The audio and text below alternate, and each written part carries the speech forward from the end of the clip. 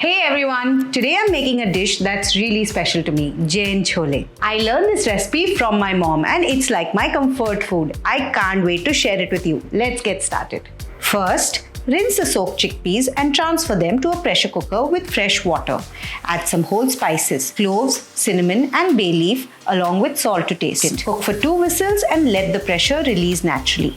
You can remove the spices or leave them in, depending on your preference. Now, heat oil in a pan over medium heat. Once the oil is hot, add cumin powder, red chili powder, coriander powder and turmeric. Saute for a minute, stirring well. Add the tomato puree and salt to taste. Stir to combine and let the mixture simmer. If it splatters too much, you can cover the pan. Cook until the mixture evaporates and the oil starts to separate from the masala. Keep stirring occasionally to prevent sticking. Add the cooked chickpeas along with some of their cooking water. If there's too much water, reserve some for later. Add the chole masala spice blend and stir well. Let it simmer for 7 to 8 minutes until the gravy reaches your desired consistency. If it gets too thick, you can add some of the reserved cooking water.